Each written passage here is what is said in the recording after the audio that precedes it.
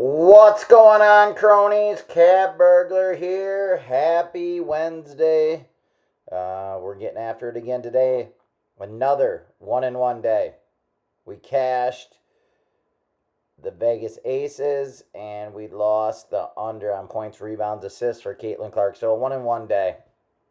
Live for another day. Let's go into the NBA. All right, let's go into the NBA here. So we got Indiana, New York. I'm leaning New York money line here. So this will be a play for me. I know the spread's moved up. I wish I would have grabbed it a little bit earlier, but looking at the matchups, I think it's going to be a little bit tougher for Halliburton to get into the lane. And when he gets in the lane, that's really when it causes issues. I think they have the ability to match up with them fairly well.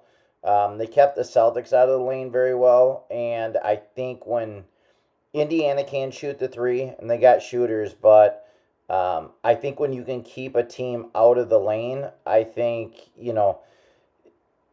when point guards get in the lane, the defense collapses, they kick, they get open threes, you're scrambling on defense. And I think New York's going to be able to do that. They got guys that can score too. Cat's going to have an easier time this round than he had in the past. So I think the New York Knicks get this one. So New York Knicks money line. Let's take a look at what the money line is here. Looks like you can grab 185, 182 at Bet Online, 185, 180 at Bet US, 185 at Circa. So you're getting basically 180.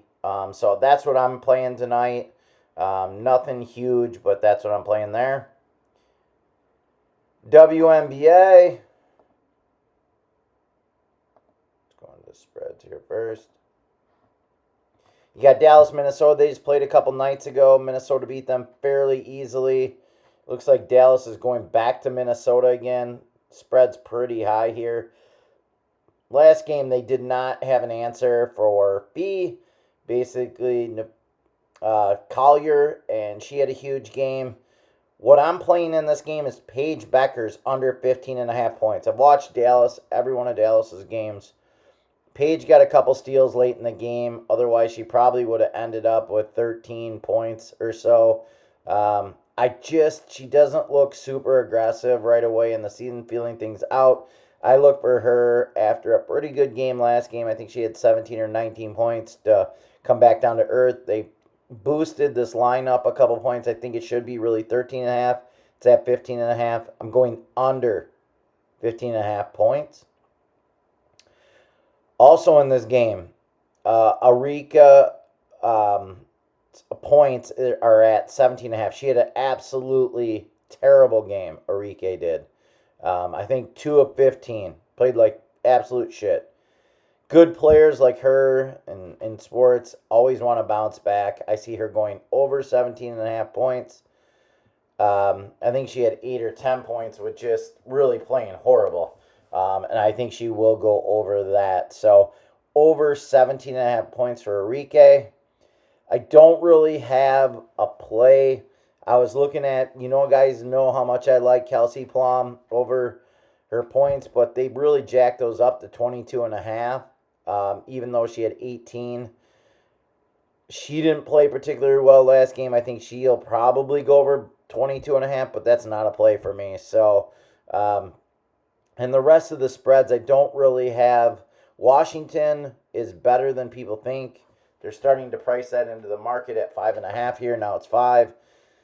Golden State is not that good. So I don't know what to think here. I probably lean Golden State here if I had to make a play. Los Angeles and Phoenix. This line's moved a ton from 2.5 to 6. Now down, you can get 5.5 at some places.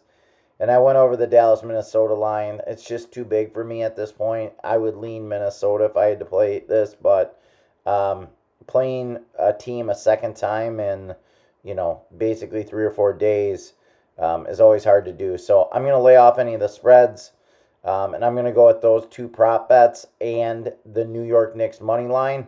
Guys, I'll be back with another video tomorrow. Good luck to you.